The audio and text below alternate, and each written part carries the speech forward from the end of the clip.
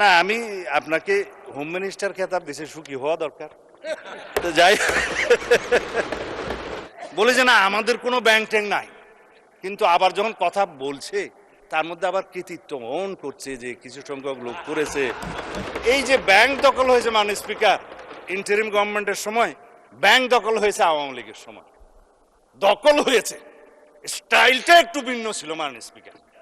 ক্ষুদ্র একখান কাগজ নিয়ে এসেছি মাননীয় speaker, state of the state economy, white paper on state of the Bangladesh economy since 2009 to 2023. It is made by and headed by Debapriya Bhattacharya, আপনারা জানেন রিনাউন্ড ইকোনমিস্ট। একটা শ্বেতপত্র সেল করেছিলেন ইন্টারিম গভর্নমেন্টের সময়। কি বলেছে তারা আওয়ামী লীগের সময়ের এই কাহিনী, শুধু আর্থিক লুটপাটের কথা বলছে। Between 2009 and 2023 illicit financial outflows average $16 billion annually, more than double the combined bill of the foreign aid and FDI inflows.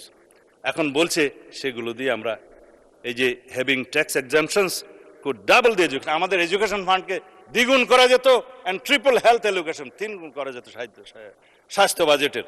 তারপরে বলছে পাবলিক ইনভেস্টমেন্টের ক্ষেত্রে 70% পর্যন্ত অ্যাভারেজ কস্ট বাড়ানো হয়েছে, ওভার 5 years টাইম বাড়ানো হয়েছে। এখানে 2,80,000 কোটি টাকা বাংলাদেশের অপচয় হয়েছে মাননীয় স্পিকার।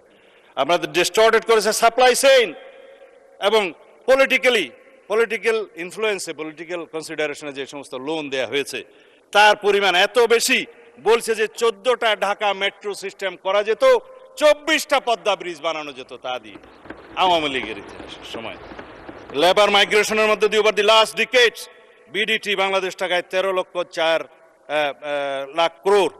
লক্ষ কোটি টাকারও বেশি, 1.34 ট্রিলিয়ন, এটা শুধু ফানেলড হয়েছে, সাইফন্ড হয়েছে ফন্ডের মাধ্যমে বিদেশে আওয়ামী লীগের সময়।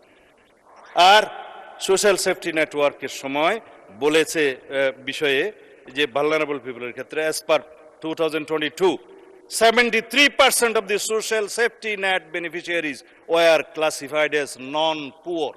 তার মানে আওয়ামী লীগের বিবেচনায় যারা যারা দরিদ্র তাদেরকে সোশ্যাল সেফটি নেটওয়ার্কের মধ্যে নিয়ে আসছে, অর্থাৎ ধনীরা এই সমস্ত সেফটি নেটওয়ার্কের মধ্যে ছিল। এই হয়েছে একটা টোটাল করাপশনের চিত্র মাননীয় স্পিকার।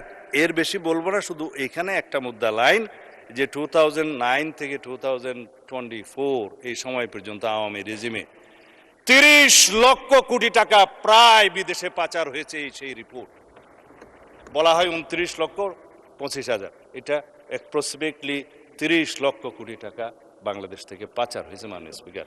এই হলো আওয়ামী চিত্র। আর আমরা এখানে বাহাস করতেছি কে মুক্তিযোদ্ধা কে মুক্তিযোদ্ধা না।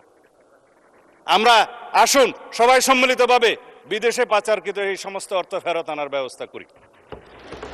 আজকে শুনে আরো খুশি হয়েছে মাননীয় স্পিকার যে বলে যে আমরা তো বিরোধী দল না।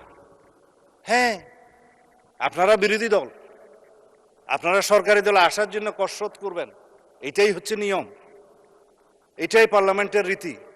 তবে আমি জেনে আরো খুশি হয়েছি যে আপনারা শ্যাডো মিনিস্ট্রি করেছেন, ছায়া মন্ত্রিসভা করলে মাননীয় স্পিকার দুইটা লাভ। একটা হলো যে দায়িত্ববোধ বাড়ে, আর একটা হলো যে উজিরে খামকা অথবা মন্ত্রী ভাবের একটা সুখ পাওয়া যায়। তো আমি অভিনন্দন জানাই যে আসুন আমরা শ্যাডো মিনিস্ট্রি হিসেবে আপনারা ডিক্লেয়ার করুন, কাউন্টার পার্ট হিসাবে আমার বিপরীতে মনে হয় আমার সোজাসুজি আছে হোম মিনিস্টার সাহেব শ্যাডো।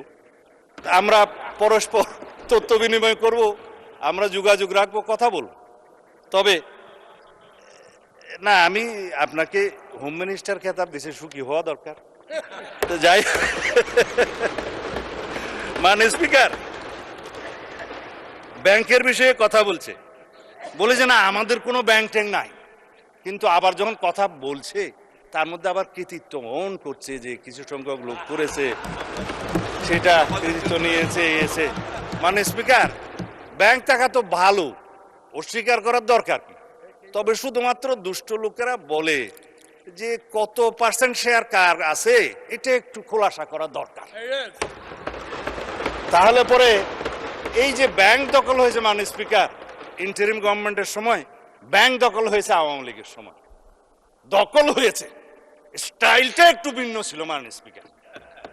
কেউ কেউ সরকারি ইন্টেলিজেন্স ব্যবহার করে হোটেলে ডেকে নিয়ে এসে করেছে, আর কেউ সরাসরি নারাই তকবীর আল্লাহু আকবার বলে নেমেছে। স্টাইলটাই ছিল ভিন্ন, দখল হয়েছে মাননীয় স্পিকার। এখন আমি শেষ করেন চাই না মাননীয় স্পিকার, মাননীয় মন্ত্রী শেষ করেন। আমার সময় কমে যাচ্ছে।